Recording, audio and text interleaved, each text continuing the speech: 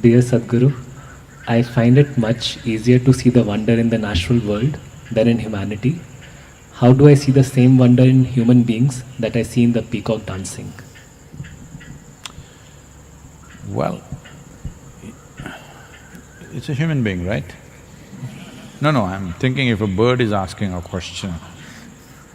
Well, human beings don't have such a wonderful plume like the peacock. We don't have. We can put it on, but it's just put on. It's not like a peacock's plume. So, it's easy to see wonder in things with which you don't have to share anything. There is a whole culture growing in the world where people go about saying, I love the entire humanity, but I can't stand the next human being who's sitting here.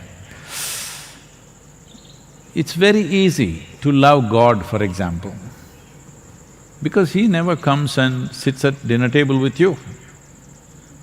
Maybe you may take His name, but if He sits at the dinner, then there'll be problem. Because He never comes, even what you offer, you are very clear, only you get to eat it. Yes. If you start eating, the offerings will poof. I must tell you, this happened.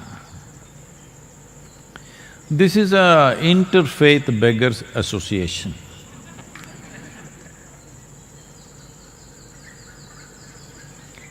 So, there are only three members, one Hindu beggar, one Christian beggar, one Islamic beggar. So, they said, they're very religious, but because of their economic condition, they have to be together, otherwise they would fight. So, one day, they met under a tree, and then the Hindu beggar wanted to show that he is really a devotee. He said, see, every day whatever money and stuff, generally the money that comes to me, which comes in the form of coins and various small denominations, I write a large Om, and then I throw all the money up. Whatever lands on the Om belongs to Shiva, rest belongs to me.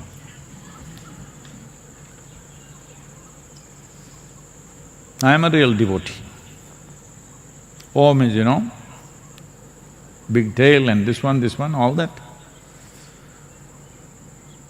The Muslim beggar said, I also do something similar, but for us, the sacredness of the moon is in the first day moon, which is a thin sliver.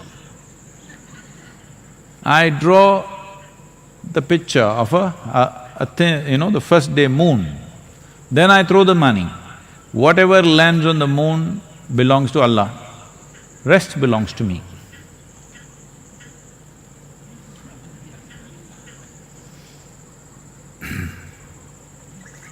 Then they asked the Christian beggar, what do you do? He said, I'll take all the money and throw it up. Whatever is his, he will keep it, rest.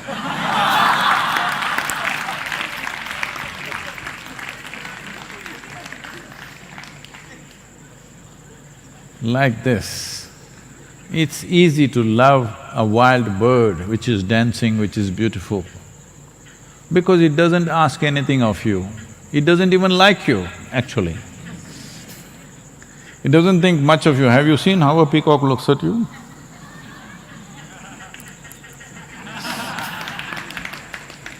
He doesn't think much of you. So there's nothing you have to offer, there's nothing you have to do, you can just enjoy things long distance. This is why, people are now full of love affairs going on the Facebook, TikTok and whatever, Instagram and wherever, because you don't have to meet them, you don't have to share anything with them. You don't have to wait outside the bathroom when they're using it. You don't have to stand in a queue behind them. Nothing, instant, everything. If you don't like it, you can turn it off and wipe out the account. So the peacock comes, dances, you love it, it will go away, no problem.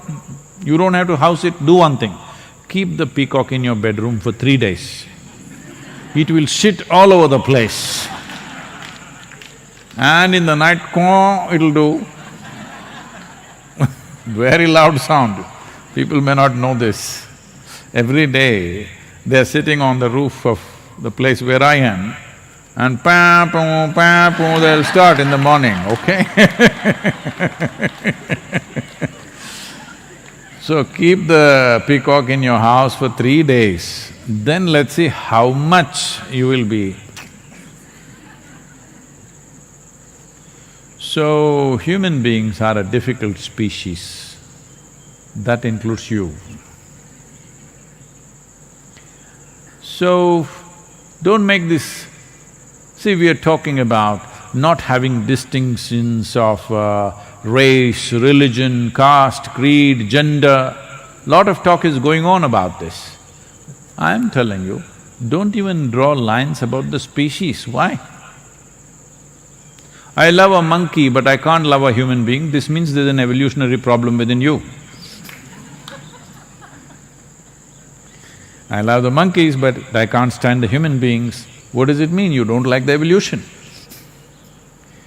So, it looks fascinating, the one monkey jumps all over from branch to branch, fascinating. Just one day, keep your window open in Shivapadam. A few monkeys entered your room, you're finished.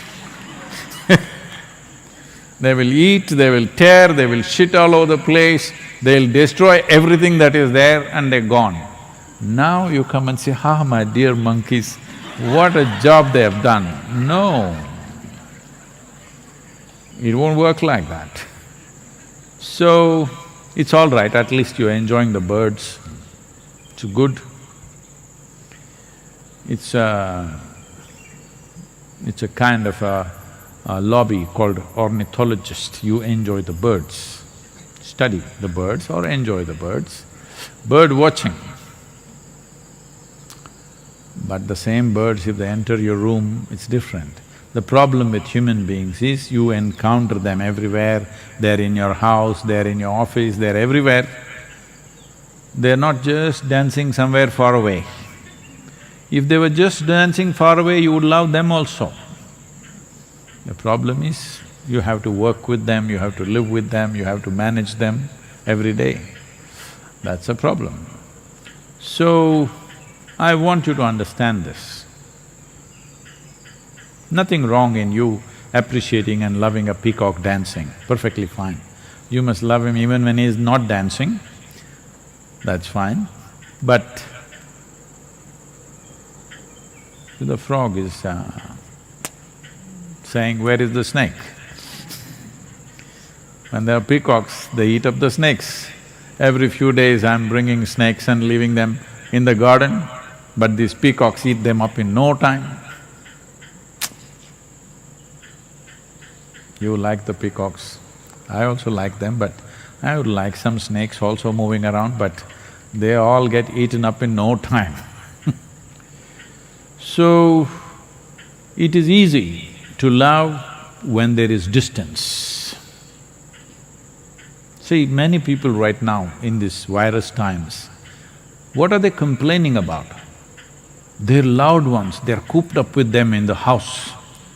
Big trouble. Domestic violence has increased 100%, some people are saying, some countries, all kinds of troubles, everybody's seeking advice, what to do, how to manage this family. These are the same people you were missing because they were going to office every day. Why are you gone for so long? But now, they're home and trouble. Distance is a wonderful thing. Death is a fantastic thing. See, dead people are always loved by everybody. Have you seen this? The moment they are dead, they just suddenly become worship-worthy. Why did you not worship them when they were alive? How come the moment they are dead, they became worship-worthy?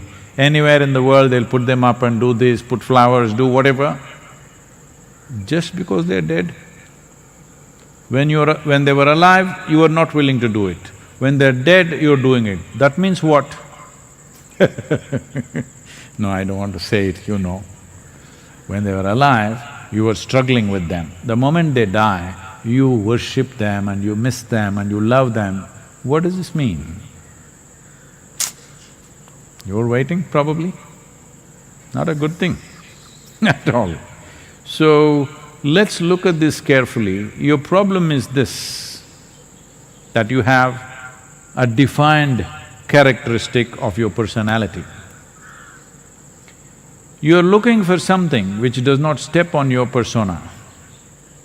But human beings, you know, not every human being respects your boundaries. They step on it inevitably, some of them out of ignorance, some of them by intent like me, you know. Always by intent. Stepping on your boundaries. So the moment somebody steps on your boundaries, you feel that person is a problem. The peacock is outside your boundaries right now, it looks very beautiful. If it steps into your boundary, you will see him also as a big nuisance. Yes, you will. Whether it's a peacock or another bird or a monkey or a donkey or whatever, from far everything is nice. So right now there is a distance between you and these creatures. So you're enjoying it, enjoy that, nothing wrong with that. But the important thing is, if you create a little distance between yourself and your own personality, you will see you will even enjoy yourself. And once you enjoy this person, you will see everybody is wonderful. Yes? You're not getting it. I'm saying once you enjoy this person, everybody seems fantastic. You can enjoy everybody because now you see people for who they are, not having some framework into which they must fit into, they don't fit into that. This is why in India, we created characteristics of a god in such a way, it's impossible to accept that man if he was here. You know, a Krishna, a Rama or a Shiva, you cannot accept these people. Ask the ladies, will they accept a Rama as their husband in their life? They will not. Ask them, will they accept Krishna as their husband in their life? They won't, because it's too much trouble. But with 6,000 years of distance, how wonderful they look, how fantastic. And Shiva, impossible man, okay? Just anything and everything that you can think of, he is. So, this was… the character of a god was built like this so that if you can be really looking at him for all that he is and still absolutely accept him and look at him in a worshipful way, you will have… if you accept Shiva the way he is, you will have no issue with a single human being on the planet. So you must do that.